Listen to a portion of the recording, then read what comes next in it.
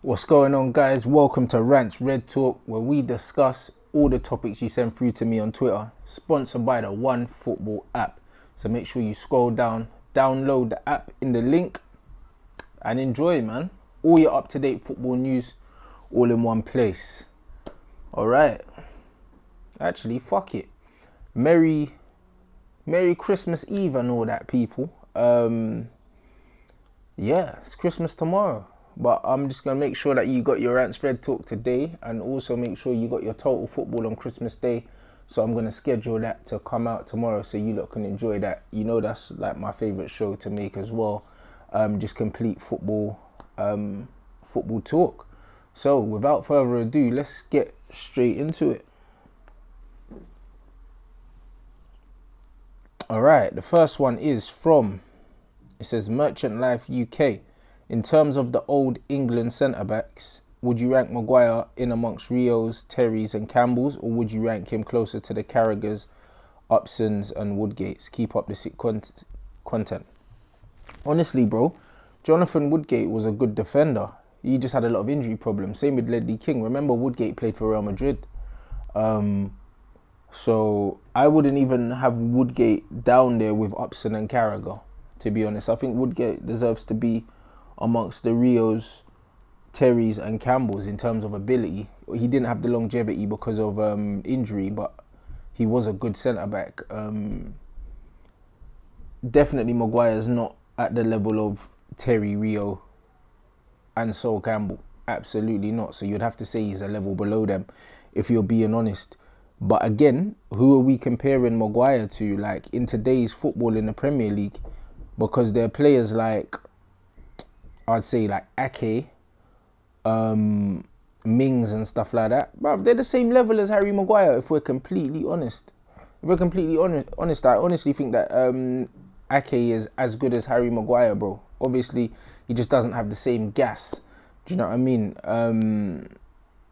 I genuinely do think he's that level. I think that Mings would improve Manchester United's defence. I think Mings is better than Lindelof. Like, it's very funny that a lot of people seem to think that you need world-class defenders to have a good defence, but you actually don't. You just need to have a good unit. You need to have a centre-back partnership that complements each other and certain attributes. Like, two slow centre-halves is really not a good place to start for Manchester United. And personally, if I was managing a team, like, well, I do manage a team, but there's no way I'm having two slow centre halves. Actually, my whole back four has pace. My whole back four are good on the ball as well, because personally, because of the football I like, I need everyone to be able to play football. So I don't get the two slow centre back thing, especially two slow centre backs that move the ball slowly as well. Do you know what I mean? It's a recipe for disaster because it just invites pressure. So in short, I don't think Harry Maguire is of the level of Rio, Terry and Campbell. Definitely think he's the tier below, and I think that he's extremely overrated. But he's still a good centre back. But I just think defenders in general now, centre halves, they don't really love defending anymore. There's a lot of these guys that want to do the fancy stuff, step out from the back and do all of that. But when it comes to like the proper defending, like, they're better going that way than they are going this way. All right. Let me know what you think, guys. Let me know if you disagree and you think that Harry Maguire should be ranked in the same tier as Rio and John Terry. Next one, it says, unpopular opinion, I think Poch would also do shit with this midfield. Think about it. We've got a team of 22 to 24-year-olds not in their prime. In 2 to 3 years, when they're 25, 27, they'll be in their prime years and can pick up the consistency, in my opinion. I say stick with Ollie. It's the board. Absolutely not, bruv. @_S65_. Absolutely not. Stick with Ollie based on what, bro? Like, Man United don't play shit football because of a lack of consistency, because of players' ability and stuff like that. United plays shit football because it's freestyle football. There's no style of play. There's nothing being implemented by Ollie. Like, these guys are lost. He's sending them out there to just do their own thing, and it's clearly not working. Like, to think that Poch couldn't do anything with this midfield, like, come on now. And then you're talking about age, bro. How old was Dele Alli when Poch put his arm around him? How old was Harry Winks when Poch said, all right, come through, do a thing, bro? Poch has got previous with young players and making them play football. Like, I don't understand. Yeah, I don't understand why you would think we should stick with Oli. His win percentage, his style of play, even his press conferences, nothing about Oli Solskjaer tell me that he deserves any more time. And his latest one, about talking about building for next season and all that, he deserves to be sacked just off that. It's not even Christmas yet. He's an absolute disgrace, in my opinion. And that legend status, yeah, as far as I'm concerned, bruv, boy, it ain't my legend, fam. You know what I mean? It is what it is. I always said it before, like, in terms of as a footballer, I think Teddy Sheringham was better. Andy Cole and Dwight York were better. He's the legend because he scored that goal. Man's a legend on sentiment and how it made us feel at the time, not on ability or nothing like that. He was a decent striker, don't get me wrong, but he wasn't Wayne Rooney. He wasn't Robin van Persie. He wasn't Ruud van Nistelrooy. A man hold him at such high esteem, yeah, because of the magnitude of the goal he scored, not because of how good a player he is. So, as far as I'm concerned, he's undoing his legacy right now, bruv, with the bullshit that he's saying, because you're meant to be a fan, innit? He's meant to be a fan of the club as well. He's meant to care about the club. And as far as I can see, I could just see a manager that's talking shit, lying to the fans and protecting the Glazers.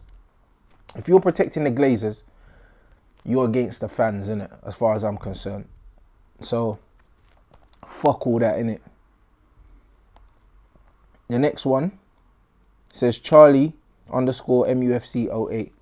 Do you think the additions of Maddison and Sancho would be enough to make us a lock for top 4, regardless of who's the manager? That depends. It'd be very easy for me to say yes, it would, because better players would equal better results. But honestly, with the football we're playing under Oli, that wouldn't necessarily be the case. It wouldn't. No matter how good players are, they need a structure. They need to be coached. They do. And as much as you would think, because of the balance and the quality, that this team would be good enough to just win games on their own, that's not always the case. For example, we spent 140 million on defence, and our defence statistically aren't much better than they were before. I would argue that they're probably not any better. I'd argue that I saw a centre-back partnership of Blind Smalling under LVG, and I was more confident in our defence than having Harry Maguire, Luke Shaw, Victor Lindelof and Wan-Bissaka. I was probably more confident with the Blind Smalling. So I've even seen centre-back partnerships of Rojo and Jones that have looked more solid than this back line. And it's not because the players are better, but it's because the system they were playing in was more defensively sound. At the moment, I don't know what the actual fuck is going on. I just know that man are spending money and we can't keep a clean sheet. So, like, not every day, like, spend your way out of trouble, you know? Like, I think that structurally, within the team, things need to change. Let me know what you think in the comment section, guys. Next one, at just a harbour kid. Sky Sports being cowards and saying Gary Neville has his own views and aren't those of Sky Sports. I think he's referring to what Gary Neville said about racism. Absolutely. What you got to realise is, yeah, with the whole Sky thing, the whole Murdoch thing, like, when it comes to talking about racism, a lot of these men are just thinking about money. They don't want to offend people, and they're just thinking about endorsements. The reason why a lot of celebrities, especially black celebrities, stay away from talking about race is because they know that certain brands would probably just blacklist them for that, innit? Like, it's not a conversation that most people want to have out in the open, innit? Like, Gary Neville really ain't really got to worry about that as a white guy. If you saw Stormzy came out talking about a race, got loads of abuse and backlash and that. But then Gary Neville came out talking about a race and he got loads of plaudits for it, bruv. And one's a guy that goes through it, and one's a guy that doesn't, innit?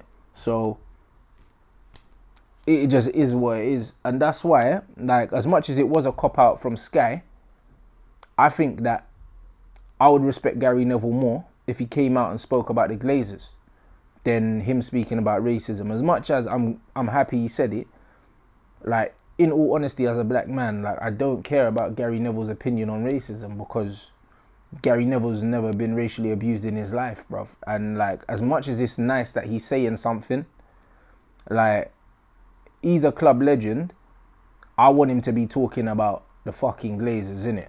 Because that's what he could really get in trouble for talking about, and he don't want to talk about it. You see what I'm saying? So I just think it was a bit calculated the way he chooses what he wants to talk about and what he doesn't, innit? Loads of people are looking at it saying, oh my God, it's so brave and that. But it's not really, though. It's not really. Like, do you know what I mean? It's not going to do his PR any harm. Do you know what I'm saying? So, I don't know. I chose to look at it a completely different way. I think that Sky definitely did cop out. But Sky are probably looking at who their owners are, this, that and the other, and just trying to put a disclaimer. It's normal. It's normal for big businesses to do that. If you look in most people's Twitter bios, it will say, this is the opinion of me and not my employer, if you work for the BBC or something like that, because people get associated with the brand that they work for. So it was nothing more than a disclaimer. However, it just looked terrible because it was done live on TV, innit? So I get it. I do get it why it looks bad, but if you understand how the media works, because I've been in and around these people, like, I understand how it works, it didn't shock me and I'm not really offended by it. Next one, bearded _ Capitan. Why did Ollie blame the traffic? LOL. Ollie blamed the traffic because he's out of ideas. Like, honestly, you know when you can see a man's out of his depth and they're just rattled? He was just mumbling on about the traffic. Oh, maybe it did affect it. Bruv, Ollie's not alright, innit? Ollie's not alright in the head. As far as I'm concerned, as soon as I heard that, I was just like, bro, you know there's certain things you don't want to hear? And that was one of them. Like, I'm done with this guy. He's a disgrace. He is a disgrace. Like, that's what I can only say. I really don't understand why man would blame the traffic. Traffic ain't got nothing to do with it. Like, literally, I've seen man turn up to games 10 minutes before kickoff, not even warm up here, and win games, blood. Like, it's got nothing to do with the traffic or anything like that. I think Ollie's just running out of excuses. You can't blame the players because it's not in his nature. He can't hold his hands up and admit that he's out of his depth. So it's just looking for excuses. Fucking tired. At Labdi084 Abdi, it says, should we go for a new goalkeeper? In short, I'm gonna say no. We should not. We have Henderson out on loan. I would be keeping an eye on Henderson's contract, making sure that he signs a new one if he needs to sign a new one. He's a Manchester United player. I'll let him know that you're getting valuable playing experience right now in the Premier League. Keep doing what you're doing. You will be Manchester United's #1 goalkeeper at some point. I do think De Gea's passed his best. I don't think he was worth the money that he got in the new contract, and I said that before he signed it as well. Romero's a very good #2. I wouldn't get rid of him. He's very sturdy. He's always done well when he's come in for us. I would give Romero a few games. I'd rest De Gea, and I'd keep Henderson. Just keep him sharp. And then when he's ready, bring him in. That's what I would do. Why the hell not? Do you know what I mean? I don't think we need to spend money on a goalkeeper because we have a goalkeeper that's good enough to be our goalkeeper for a decade. So, yeah, I think it would be very short-sighted and unnecessary to buy another goalkeeper. Let me know what you think. At Chief _ is _ here. Do you have a nickname for all the players? It's mad. That's something that I've always done, and my brother started doing it as well. But yeah, I tend to have nicknames for well, mainly for the players I like, innit? Do you know what I mean? So I don't have nicknames for all the players. Do you know what I mean? But I have nicknames for like the players that I like, innit? And it's not just players that play for my team. Like, I just do it, innit? Like, it's just one of them things that I do just for a laugh, really. So even like, I remember I done a video 2016 for the Euro squad, and obviously I'm the one who came up with Pele Ali, yeah, and then my brother started using it after, obviously because he plays for Tottenham. Do you know what I mean? But they're just certain players, if I like them at the time, then, do you know what I mean, they get it. That's why the whole Sergio Biscuits thing came with McTominay in it, because he was just doing well, bruv. So like, I do have nicknames for most players, but only the ones I like. Like, if I think you're shit, blood, but then again, man come up with Luke Shawarma as well, blood. Man like Luke Shawarma and that, bruv. But that was, yeah, maybe it's not just the players I like. But yeah, more times I have nicknames for most players, innit? But then you'll just randomly see them jump out on Twitter. So if you're not following me on Twitter, make sure you follow me on Twitter for the Bants boy, at Rants and Bants on Twitter. It says, Kasim Shah, do you think Martial is best out on the left, considering his link up with Paul Pogba? You know what, yeah, Martial, it's mad, because the reason why man is saying Martial is our best on the left is because Martial is just our best attacker. And Martial, just like Pogba, suffers from the fact that because he's such a good footballer, he could in theory play anywhere across the front. He could even play in the 10. He could play a 10 and 9. He could play on the left side and the right side if he really wanted to. So because he's such a good player, people kind of want to see him everywhere, but there's only one of him. Like, most of the chances man are missing, if he was running onto it, he scores. But he can't play the pass to himself because he's setting them up. The ball he played through to Jesse when Jesse dinked it over the bar. Again, if he could pass that to himself, he would have scored. The one that came into Rashford's chest, back to goal, and he spun, hit the keeper's legs. If that comes into Martial, he probably scores. And that's just the running theme at the moment. Tony, quality left-sided player, because he's got the close control. He can go down the outside. When he comes inside, he doesn't always just shoot like Rashford. He will come inside and then slide a pass through. So I think his all-round game, because his all-round game is better than Rashford's, from the left-hand side, he offers something different. I think that a number 9 would score more goals with him on the left, because when he comes in, he doesn't just shoot, he will pass. Whereas with Rashi, when he cuts inside, he's always just looking for the shot. So it's hard. I think that yes, the Pogba link up from the left is nice as well, but I like Martial down the middle more. So I don't know, it's a hard one. If we bring in a striker, put it this way, yeah, I think Martial has to go on the left and Rashford has to go on the right. That's what I believe. Because I believe out of the two of them, with a number 9 that's going to score goals, Martial will contribute to more goals from the left in terms of setting them up than Marcus Rashford. So again, it just depends on the system. These questions are not black and white. There's so many different variables. So that's why I try and answer them as thoroughly as possible. Let me know what you think, guys. Next one. Are Ollie's signings a myth? Maguire is a fraud who is a John Stones clone with good heading. Evans, Mings are his level. Wan-Bissaka is becoming just a slide tackle merchant. He's an ex-winger that can't cross a ball.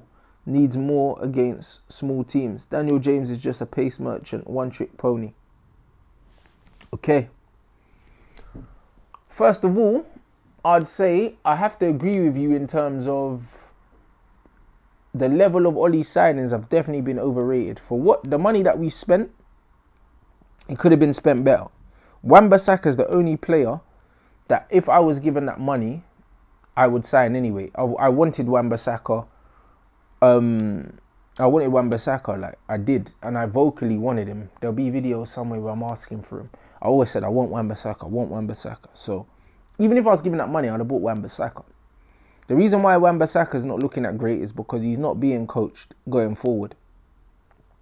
If he was under Van Gaal, he would look better. Remember Matteo Darmian under Van Gaal looked like a decent fullback. He was bombing forward and all of that. And as soon as Van Gaal left, he looked like some two-bob fucking left back. So certain players need stuff drilled again and again and again. And it hasn't been drilled into Wan-Bissaka to get forward and do certain things. It hasn't been drilled into him. That's not his natural game.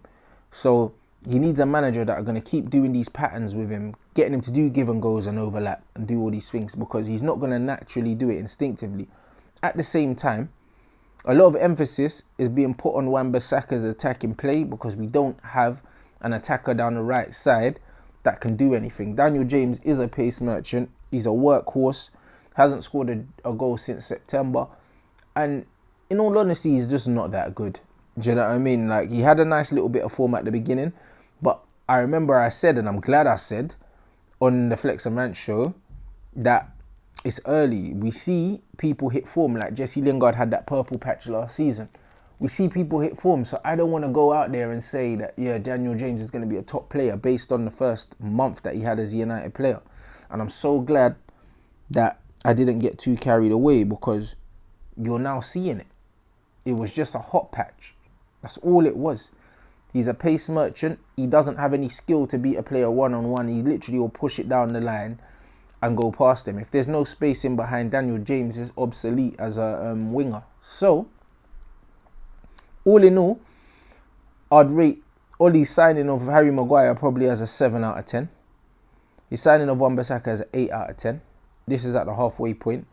And Ollie's signing of Dan James probably like a 6 out of 10. And that's not really great for 150 odd million.